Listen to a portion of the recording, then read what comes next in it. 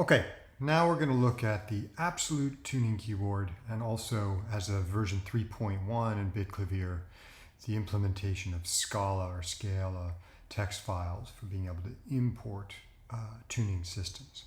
So the absolute tuning keyboard here is used for retuning individual notes in the keyboard apart from whatever else is going on here. So for instance, I can got middles here, I can take and drag up and down and retune that individual just note like this, and I can take another note. And you see as I play over these, you can see how much they're retuned.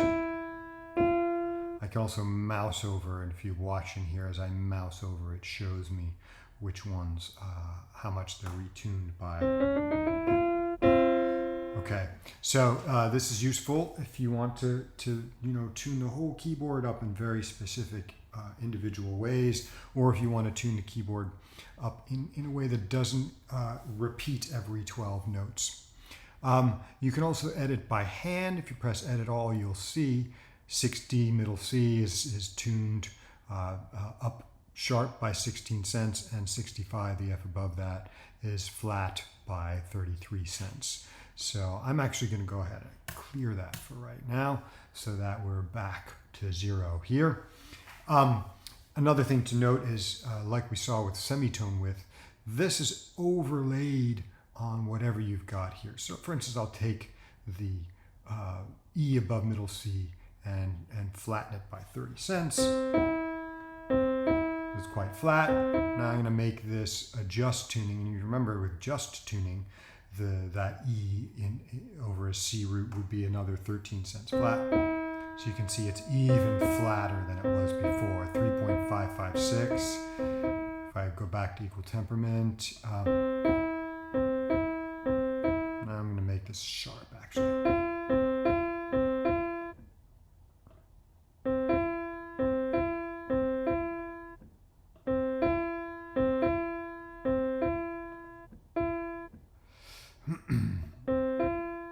There's 483, and I make it 3547. So it's a subtle difference, but the main point is to understand that these two are actually overlaid on one another.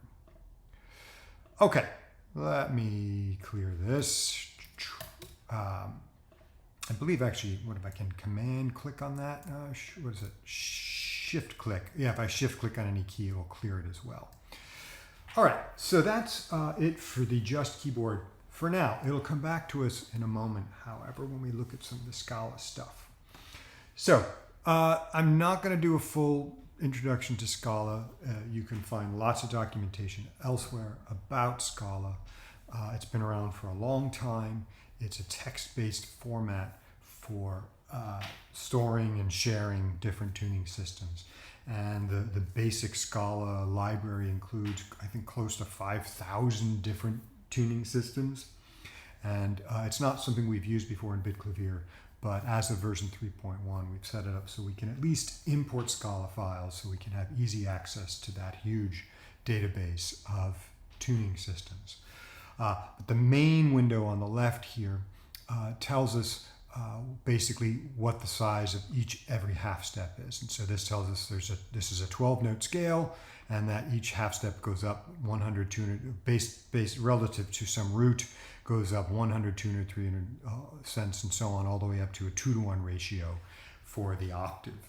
And these can be expressed in cents, or they could be expressed, for instance, in ratios like this. So I could do something like that to try to create a just major third in this. And I can press apply, and now my third is actually, let's go back to the main window here, a just third. And we can see that when I do that, it creates a new custom scale here, and I can even look at it and see, oh, there it is, just like that, okay?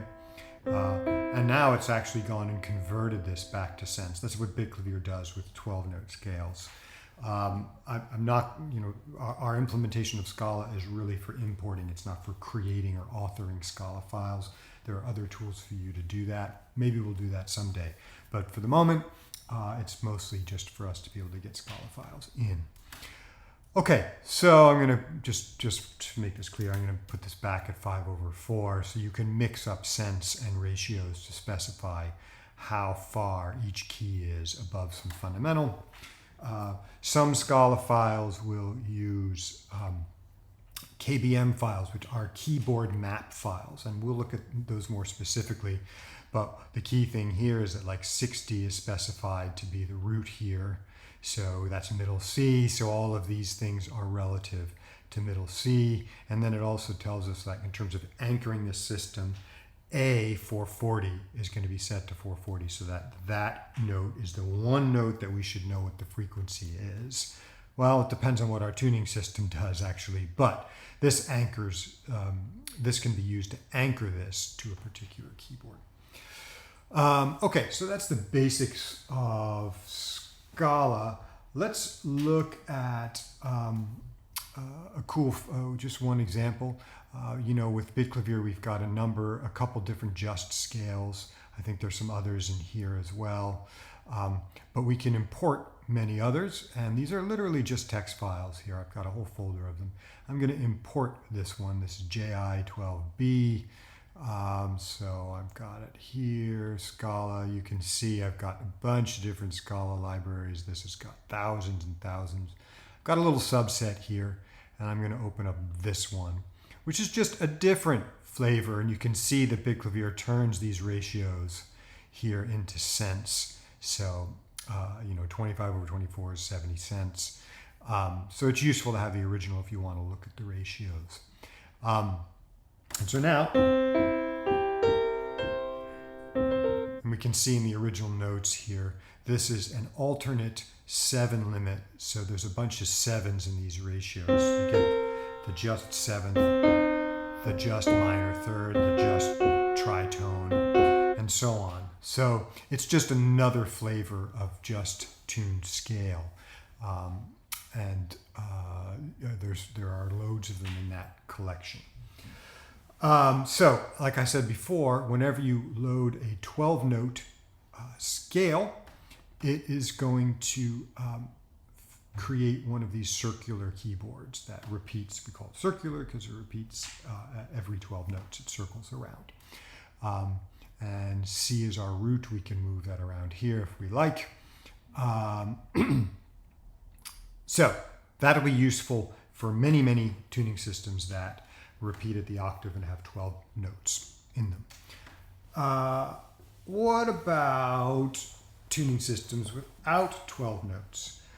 Let's take a look at an example here. I'm going to open up this one here, which is a 5-limit scale. It only has 7 notes in it.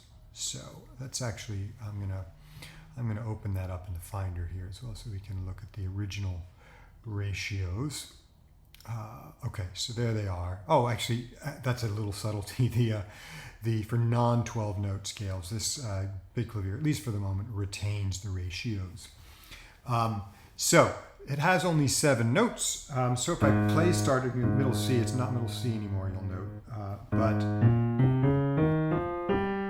playing a chromatic scale, but because we only have 7 notes defined, it actually just plays sequentially through these.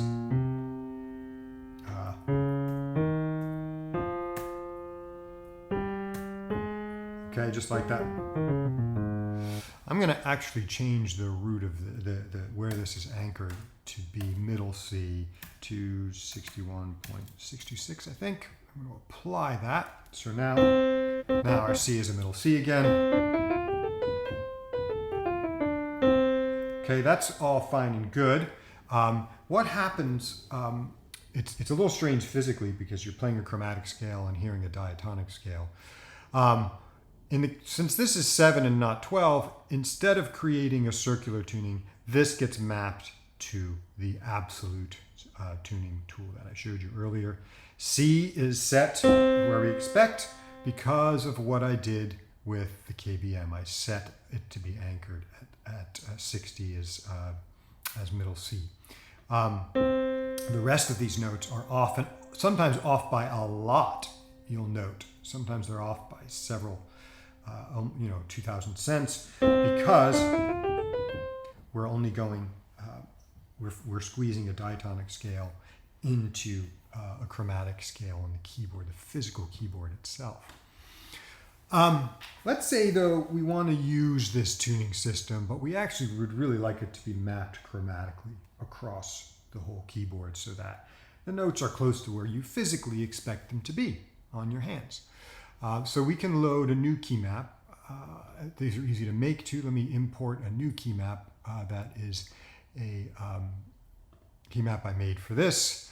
And this, what it does is, and this is standard KBM format, is it puts an X when you want to skip a key. So we'll do first, and then we're going to skip C sharp because we don't have that defined. Then 9/8 is going to be our first value, so that's going to be a whole step. We don't have a minor third, so we're going to skip that. We've got the major third and the perfect fourth. We don't have a tritone, we'll skip that, and so on and so forth. So we skip all of those things. We press apply, and now when I play a chromatic scale,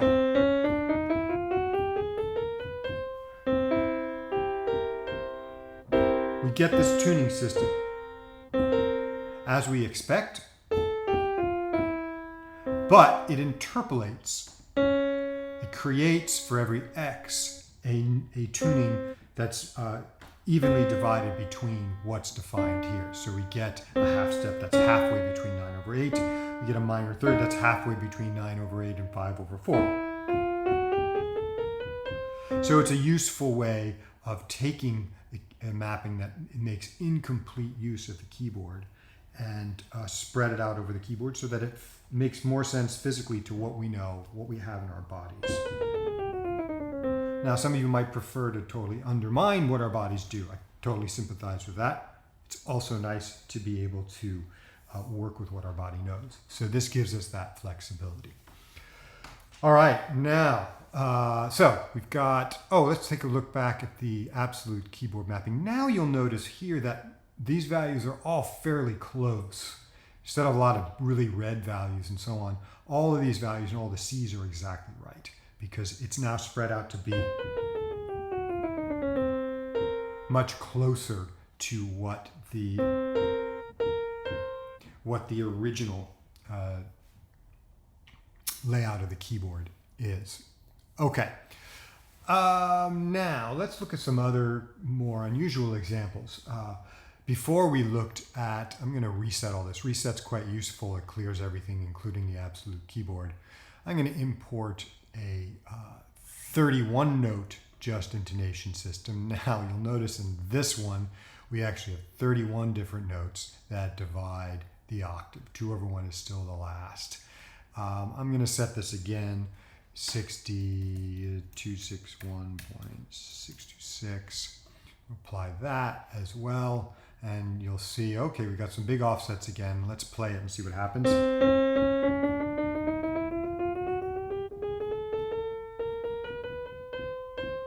So this is similar. We looked in the previous tutorial at 31 equal divisions of the octave. Well, this does 31 divisions of the octave, but rather than being equal divisions, they are based on these ratios. So you'll notice if I come back here, when I play successive half steps, they're not all going to be the same. There's going to be some variation in the half steps because this is not an EDO. This is not an equal division of the octave. Instead, the divisions are based on these ratios. Okay, so that's fun. Now I want to look at another version of Pierce-Bohlin. We looked at Pierce-Bohlin. Remember, that's taking the tritive, or the octave in the fifth, and dividing it by 13. So let's reset this again. And I'm going to import the Bohlin-Pierce, and this is the equal tempered version. So this is going to be exactly the same as what we saw before with when we just used the semitone width. Oops, 261.66. We're going to apply that. So now, so we get that perfect octave and a fifth when we play A minor ninth, C to D flat. But instead of having done it with setting the semitone root, this is done by importing a Scala file and setting it to this absolute tuning, having it write this whole absolute tuning. That's all fine. However, Scala actually, let me open that one here, itself, in addition to the equal tempered version that we looked at before and created with semitone with and just did now with Scala, there's a just intonation version of Boland-Pierce where we use ratios instead. So I'm going to import that one. I believe it's this file. So now we have all these different ratios. Now we still get the octave in the fifth. But you'll note again when we come back here and we look at the width of the half step, it varies somewhat. It's not always the same. So that's pretty cool. I'm just going to pull up, I have behind here, if you want to look at the Wikipedia page, it has the just and equal tempered variations on the Pierce-Boland scale, quite useful to look at and learn about. Now, I want to try something a little different. So this is all fine. The octave in the fifth physically spread across a octave and a minor ninth feels really weird under the hands. What if I could create a new tuning that actually spreads it out over on the physical keyboard, an octave and a fifth, and then interpolates values where it needs values. So I'll keep this one here, and I'm going to import a KBM file I made that does exactly that. So you'll see here that I've got some X's because it's going to skip some notes. It's basically going to do 2 notes and then skip, 2 notes, then skip, 2 notes, then skip. And I'm going to apply that. So now you'll note down here when I play an octave and a fifth on this keyboard, I get an octave and a fifth. Now when I play a chromatic scale,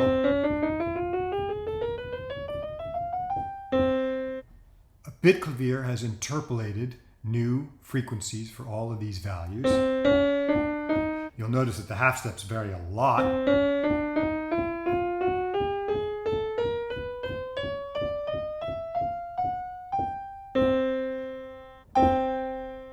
Yeah, that's pretty cool.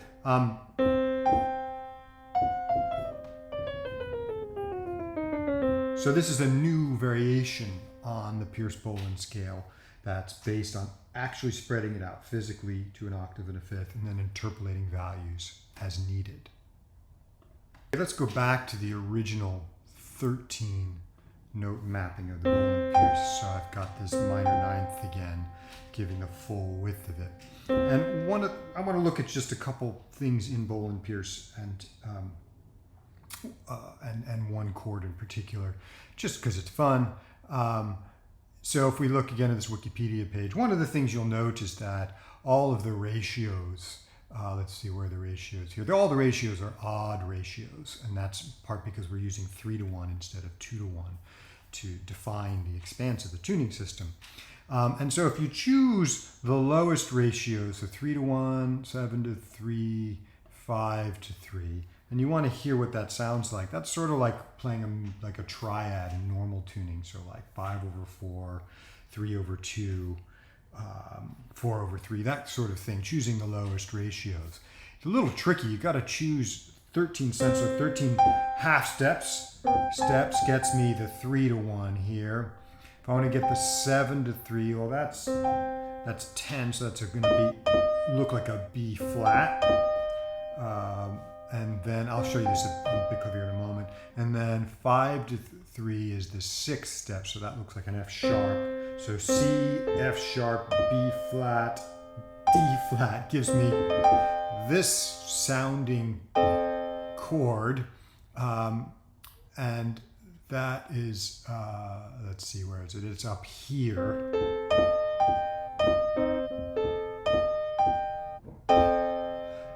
Right here you can see basic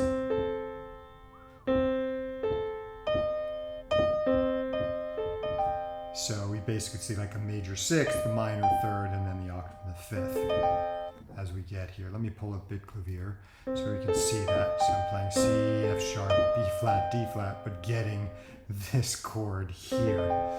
So that's cool. That's interesting. That is a bit strange, and I'm gonna, in terms of the hand, so I'm gonna actually import that other one now that I had used that spreads it out. So now we have an octave and a fifth. Now it's kind of fun if I literally just play these notes, C, A, E flat, and G. I get literally that chord tuned exactly the same way. So in terms of mapping the hands to these pitches, this actually makes a lot more sense to me. It's just easier to do than using the original 13-step one. Now, again, you might want to subvert that kind of physical knowledge, and I'm totally in favor of that. However, sometimes you might not want to. You might want to actually leverage and work with what our bodies know. One last thing with this chord. This is using the just tuned version of Bowl and Pierce. Let's compare the sound of that chord with the equal tempered version, which is this one here. So this is the equal tempered version. So you used to notice it sounds a little bit different. This is not that much different, but it does remind me of like how a dominant seventh chord sounds different in just intonation than in equal temperament. Let's go back. Let's keep that ringing in our ears, and I'm going to import this one again. This one buzzes ever so slightly more, but I will say the Bowl and Pierce equal tempered, it approximates this really pretty closely, so it sounds quite good. Okay, so much information there, lots to think about, and I will leave it at that.